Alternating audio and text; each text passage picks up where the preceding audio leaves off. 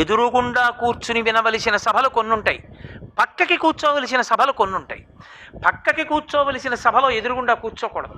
గురువు గారికి ఎప్పుడూ కూడా ఓ పక్క కూర్చుని వినకూడదు, అభిముఖంగా కూర్చుని వినాలి.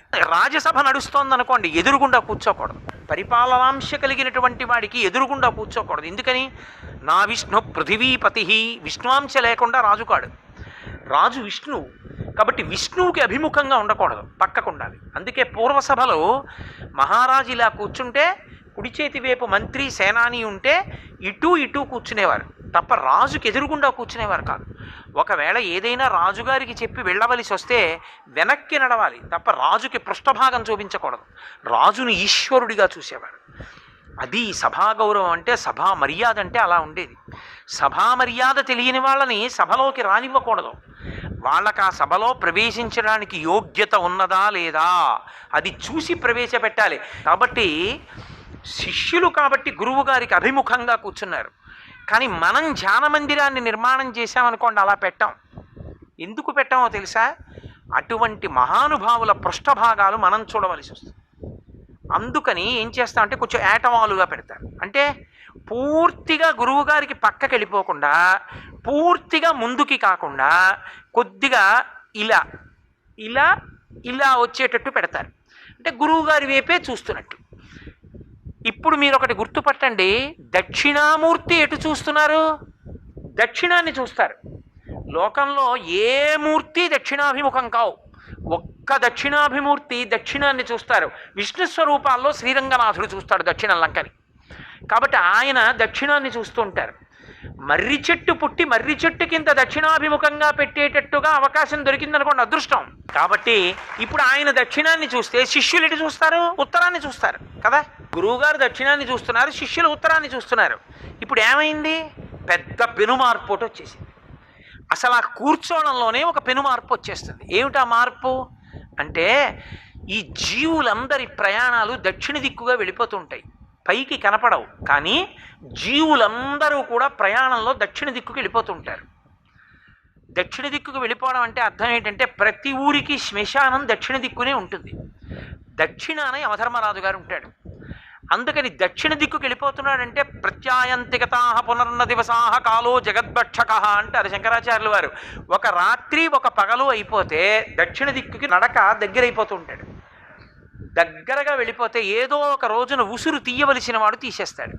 అప్పుడు ఆ శరీరాన్ని ఏం చేస్తారు? దక్షిణ దిక్కున ఉన్న శ్మశానంలోనే బ్రహ్మాండంలో కలిపేస్తారు.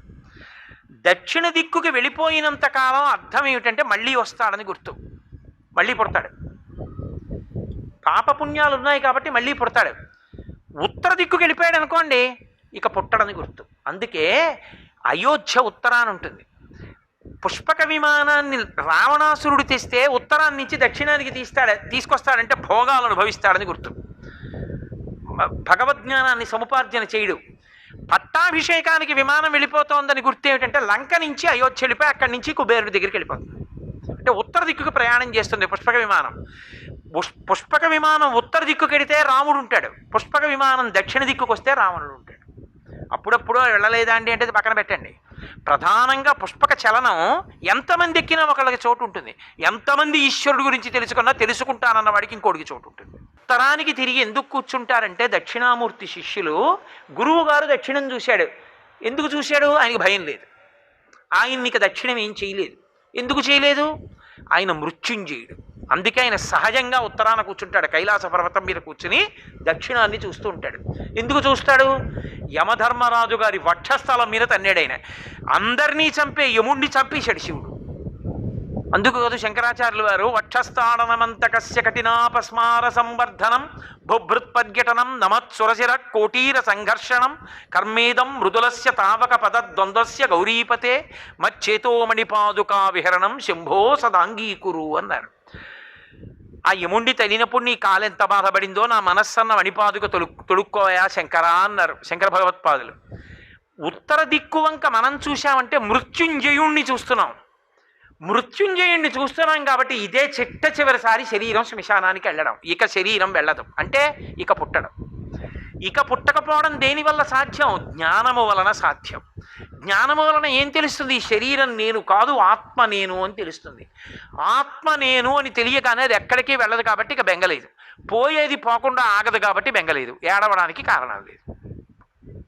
నాను శోచంతి పండితాహ. కాబట్టి ఏడవడానికి కారణం ఏముందిరా అని అడిగాడు గీతాచార్యుడు. అందుకే ఉండని దేహం గురించి ఏడిస్తే ఉంటుందా? పోని ఆత్మ గురించి ఏడవకుండా ఉంటే మాత్రం పోకుండా ఉంటుందా? నువ్వు ఏడిచినా ఏడవపోయినా ఆత్మ ఉంటుంది, నువ్వు ఏడిచినా శరీరం పోతుంది. ఇంకా దేనికి ఏడుస్తున్నావు అని అడిగాడు. సర్వం శ్రీ ఉమామహేశ్వర పరబ్రహ్మార్పణమస్తు. స్వస్తి.